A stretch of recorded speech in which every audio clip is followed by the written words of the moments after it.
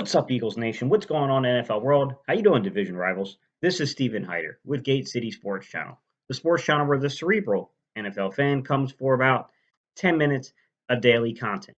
What's going on, everybody? Welcome to the channel. If it's your first time visiting the channel, or maybe you only been here a couple of times, if you're not subscribed, if I can ask you a huge favor, guys, please go ahead and hit that subscribe button.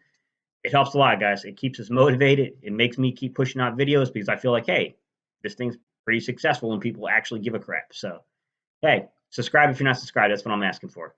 But my old G's, you already know what I'm going to ask you guys. Please hit that thumbs up button. Please hit that like button. That's how we communicate with YouTube to let YouTube know to press this content out across the platform. Guys, I don't know why I keep saying the word press instead of push when I know it's push the content, but I don't know, man. Maybe it's this early mornings. I don't know why I keep doing it. I've done it like the last 3 or 4 mornings in a row. All right, guys. So today's topic. Look, I have to cover it, guys. There was a whole lot of shaking up going on the coaching staff. I'm going to finish out today, and I'm going to give you what my thoughts are about the cornerback position. I'll give you like 3 or 4 different scenarios and the ways I think the Eagles could fix this cornerback solution. They could come up with a solution to this cornerback problem, I should say. I make no guarantees about anything. You guys know that. I don't pretend to know more than anyone else knows when it comes to what the intentions or what, Howie Roseman's going to do. We don't know. But I can tell you there are a few things from past patterns and that maybe would indicate what we're going to do here.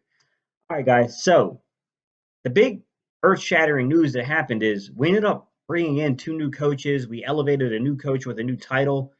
And I think the biggest news of all was we didn't name an offensive coordinator. We're kind of following that model I told you where I broke down the coaches into 3 sections. Those who have offensive coordinators that call plays, the majority of teams who have a head coach who calls plays with an offensive coordinator who helps. And then that third category where it's just the head coach who calls plays and there is no OC.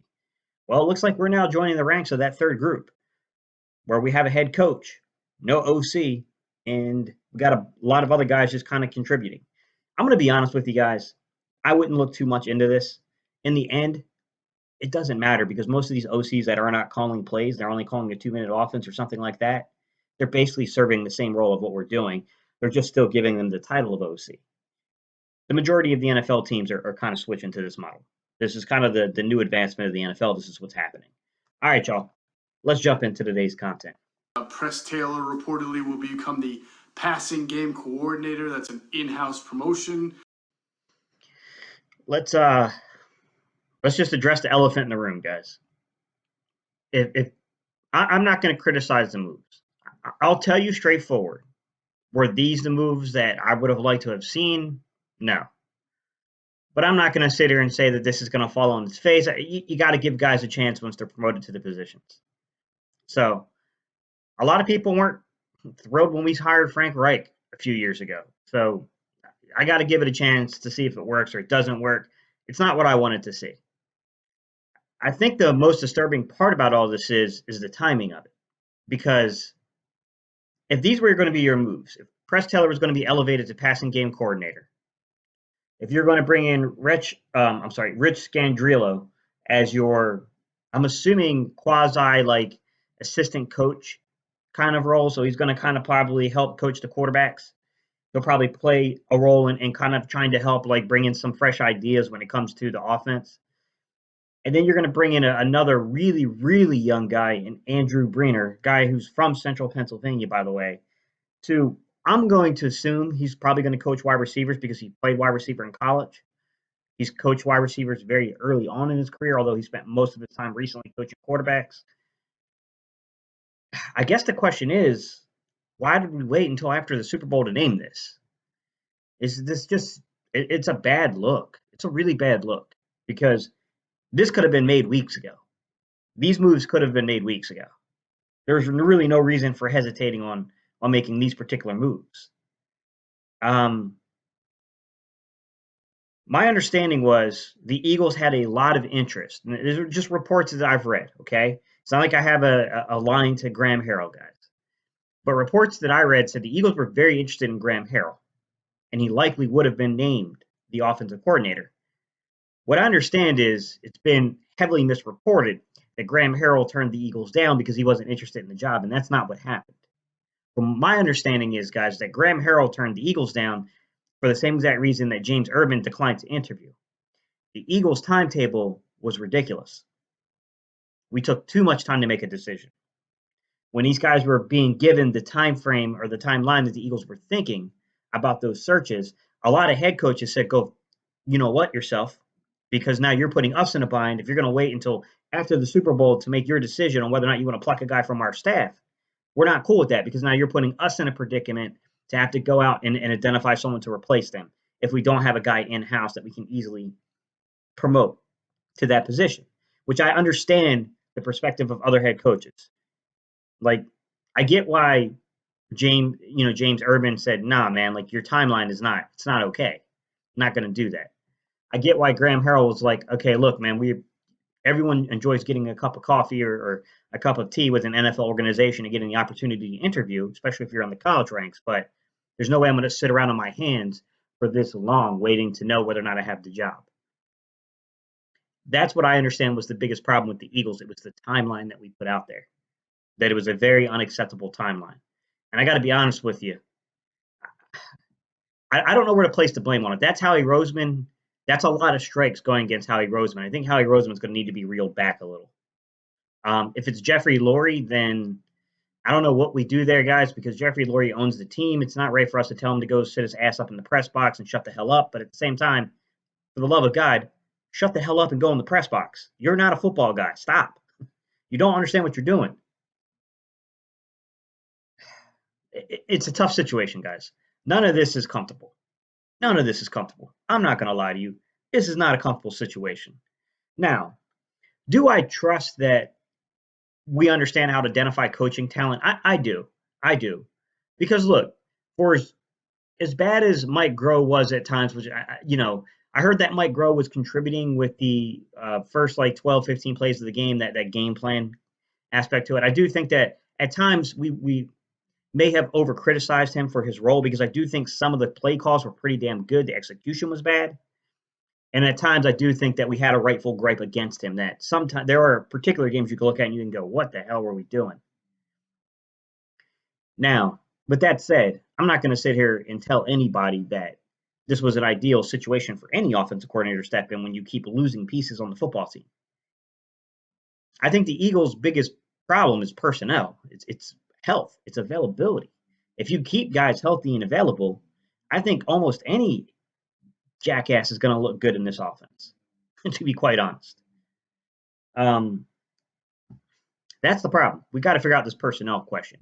I don't think that these hires are really going to matter if you have the personnel to run the scheme. I think if you got guys who can stretch the field with speed and one guy doesn't go down and take a complete aspect away from your football game. I think if you got a young star emerging in your running back, I think you've got another guy behind him who's got versatility and has that wiggle and can separate from guys. I'm referring to Miles Sanders and Boston Scott guys.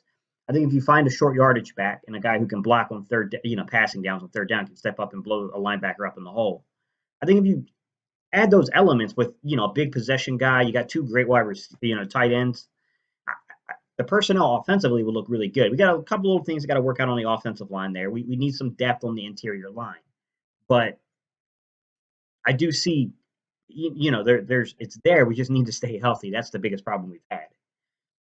Now, to the coaches we hired, Rich Scangarelli.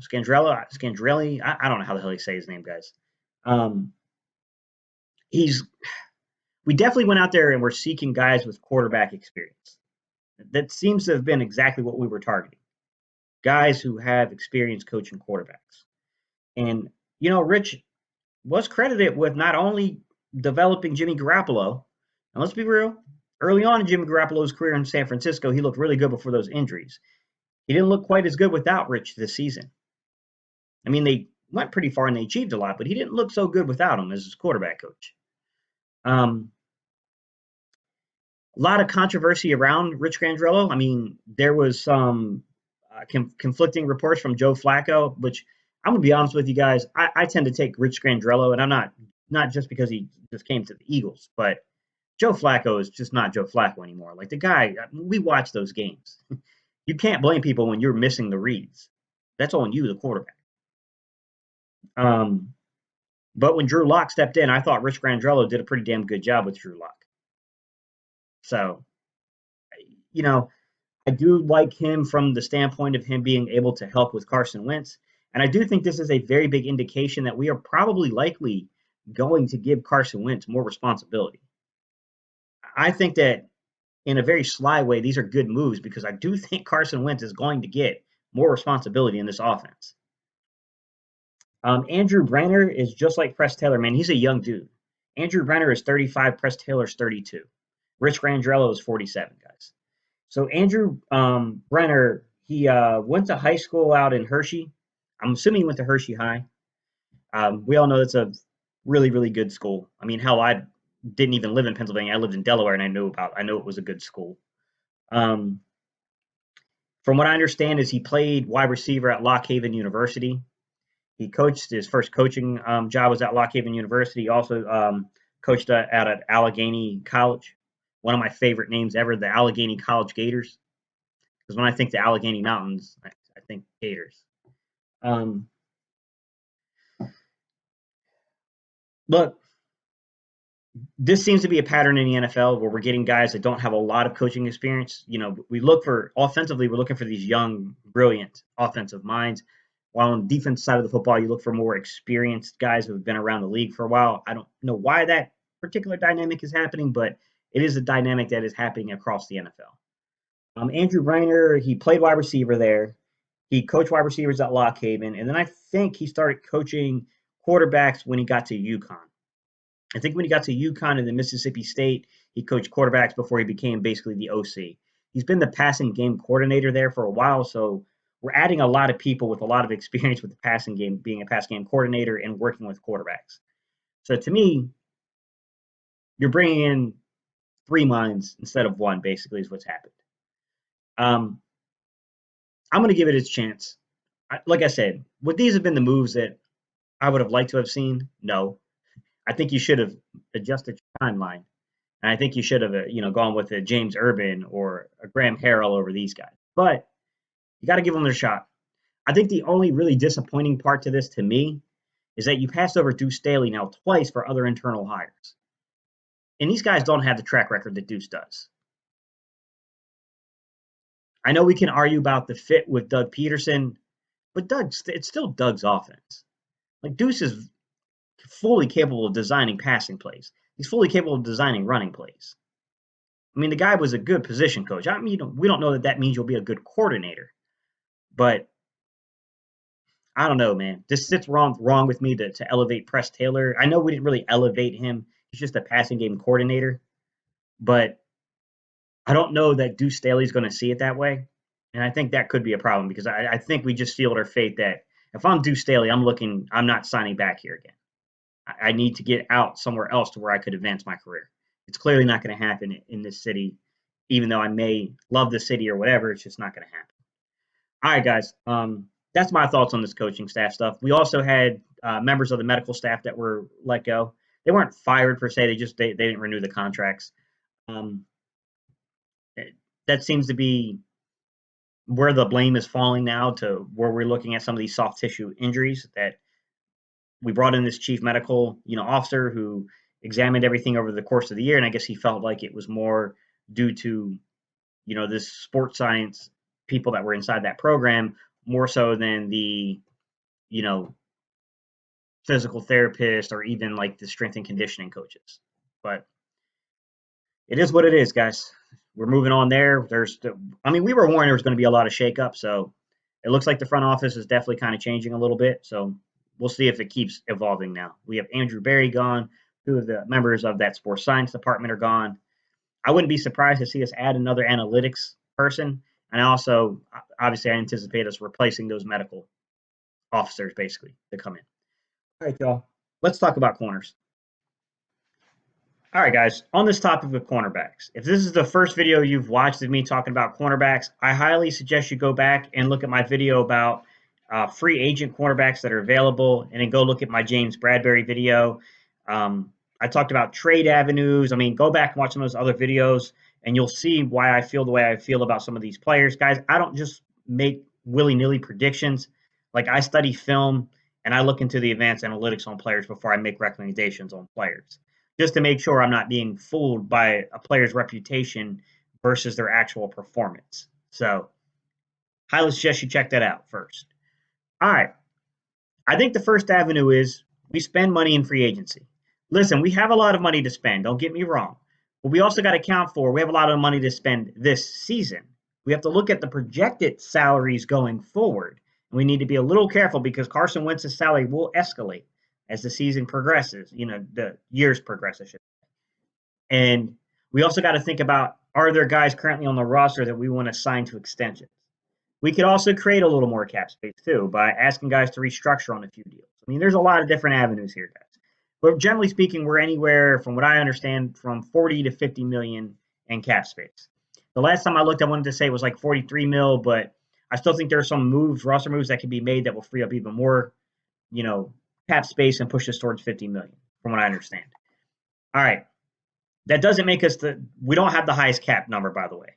There are other teams that have way more cap space than we do. But we have enough to clearly go out there and make an impact if we want to make an impact. Here's the deal. The first set of guys we could talk about are these free agents that I already discussed. I told you who I thought would be a good fit here in Philadelphia. And my number one target is James Bradberry. I think he's going to cost you some money. I do. Because you're going to probably have Washington who will probably be involved in that bidding service because Ron Rivera's there. You'll probably have Carolina who would likely want him back. How much money are they willing to spend on him? You got Perry Fuel and you got Sean McDermott in Buffalo. You know what I'm saying? Like, we could get caught in a bidding war, and who knows who else might have interest in the kid. I just know those three teams he has connections to. I do think that James Bradberry is a very good fit for the type of scheme the Eagles like to run, which is an off-man kind of coverage. We play a lot of cover three, and he can also come up and play that cover one role. I do like James Bradberry. James Bradberry would be the guy I would target first in free agency. The second guy is the guy that I think is the overall best football player in free agency, which is Byron Jones. Guys, I know that he's a former Dallas Cowboy, but I'm sorry, you can't get caught up in crap like that. Orlando Scandrick's situation and what's going on with Byron Jones are two separate things. To begin with, Byron Jones really doesn't have any connections to the Texas area. This kid is a Connecticut kid. And I'm sorry, when you go look at this kid's advanced analytics, he's a top 10 corner, guys. You can't, if you're saying otherwise, you don't know football. I'm sorry. You can go look at the advanced analytics and it's clear, quite clear what he is. You can honestly make an argument he's a top 5 corner by the analytics on the kid. This is what I'll argue to you. We can play around and take guys off our board, and we can allow these guys who have hometown connections back to the state of Connecticut, the New England area, to fall into the hands of a guy like Bill Belichick. I'm sorry, but this is the most physically gifted corner out there that is available. It's not even a question.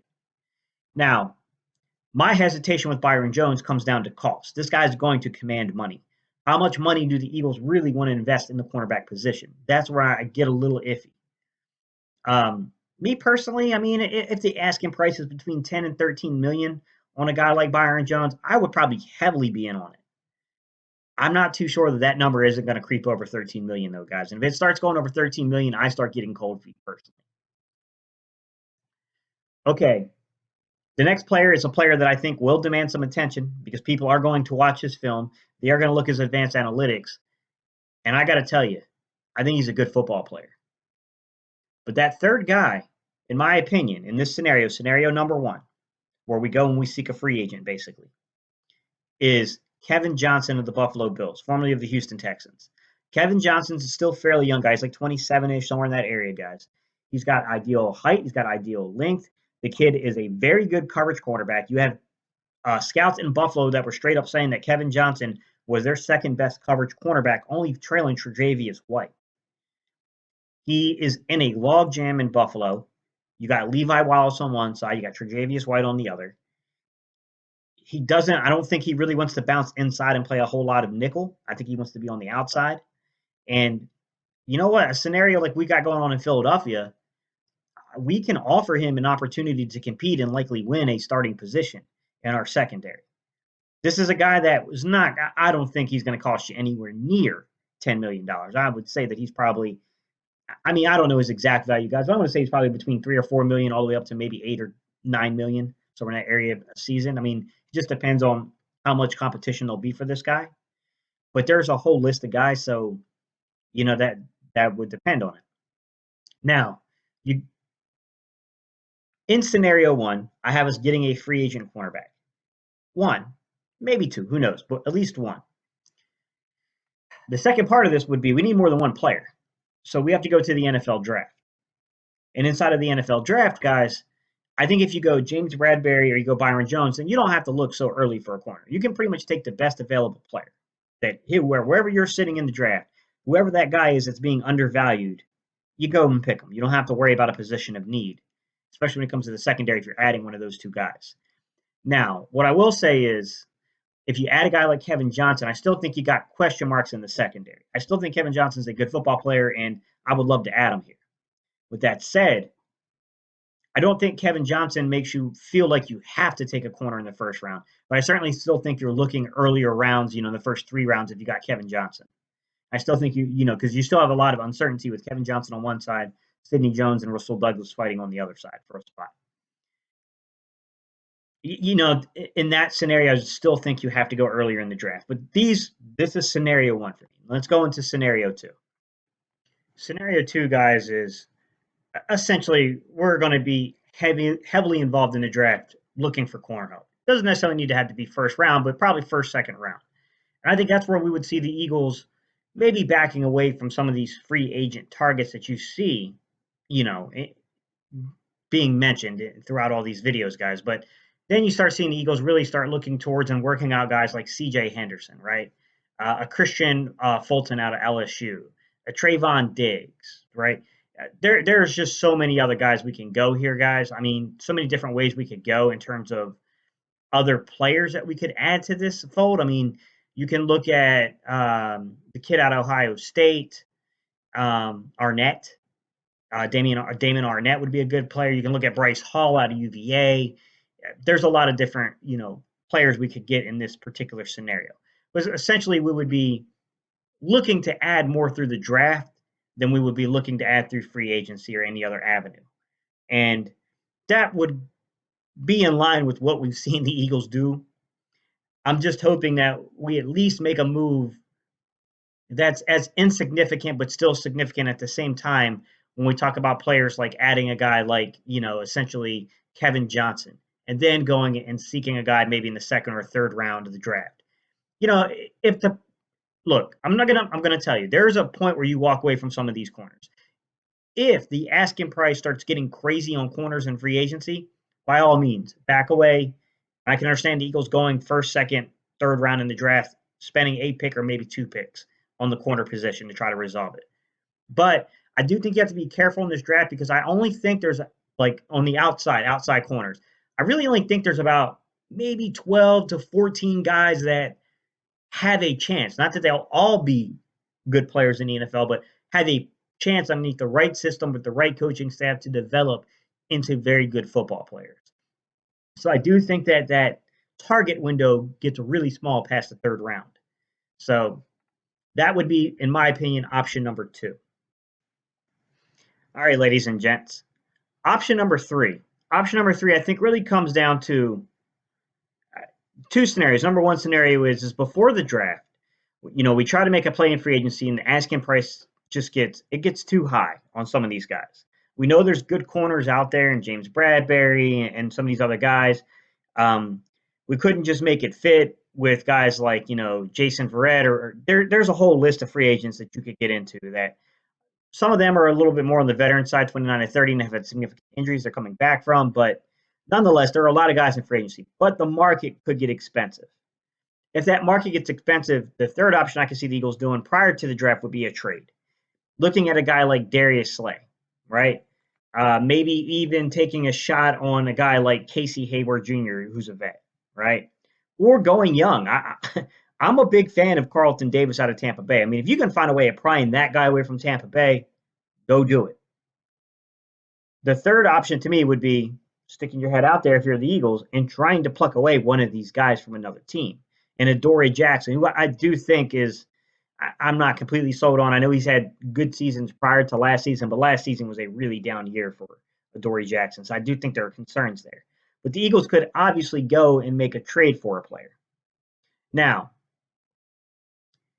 if they made a trade for a player before the draft, you could still draft a guy in theory and not be pressed on the issue of, okay, we've got to go get one of these, 10 guys at corner or we're in a world of trouble.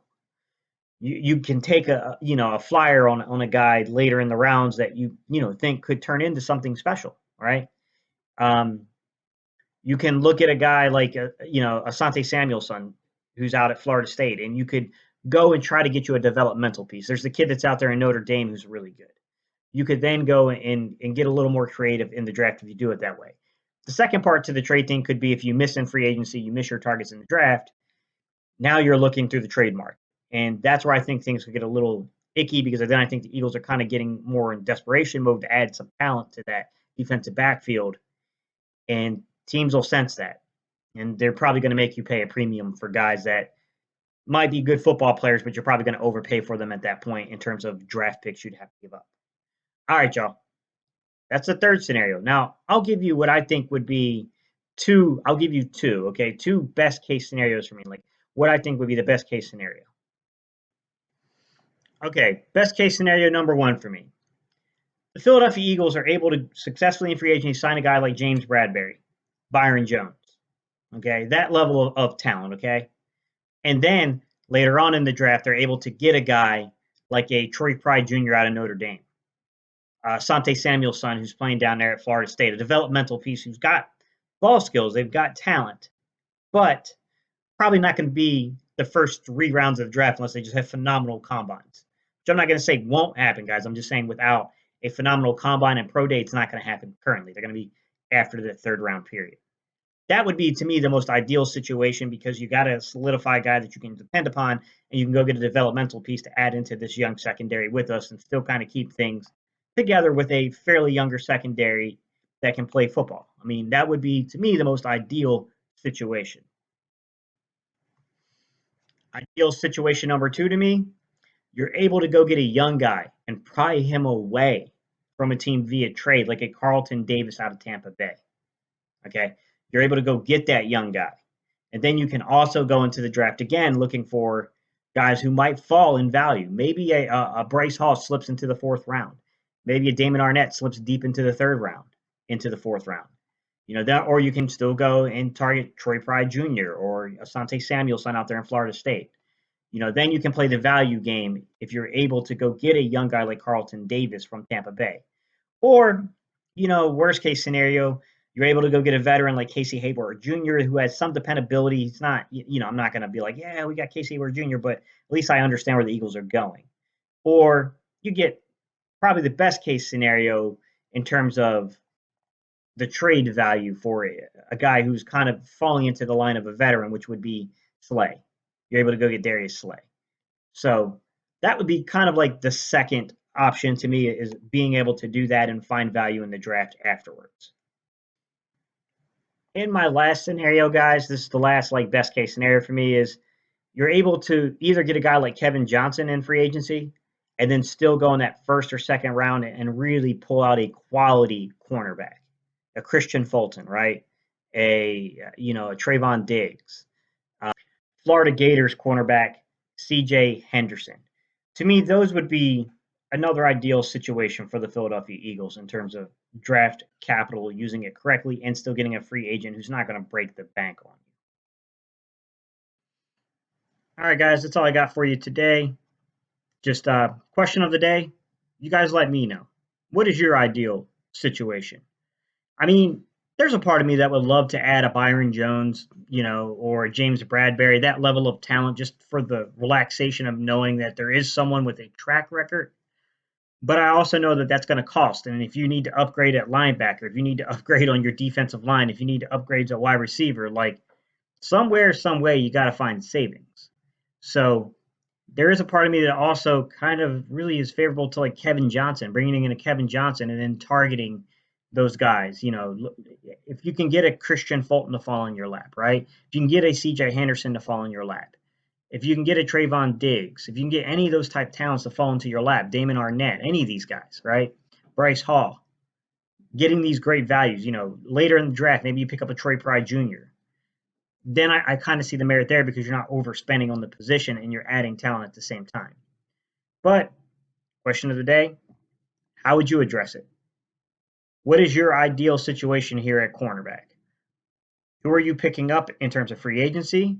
Are you trading for it? What are you doing? I mean, I'm a big fan of Carlton Davis. I wouldn't mind trading for Carlton Davis. I just don't know that the Tampa Bay Buccaneers have any interest in dumping that kid off, even though they have several pieces to rebuild upon. So you can get decent trade value for him. I mean, I think they should just because they have too many. They have so many pieces they got to make fit here. With that said, what are you looking at? What's your ideal situation? Free agency, trade, the draft. What players? Where are you trying to fit the pieces? All right, y'all. Peace. I'm out here. You know what time it is. Don't forget to like, comment, and subscribe. And oh yeah, EAGLES. All right, y'all. Let's go Eagles.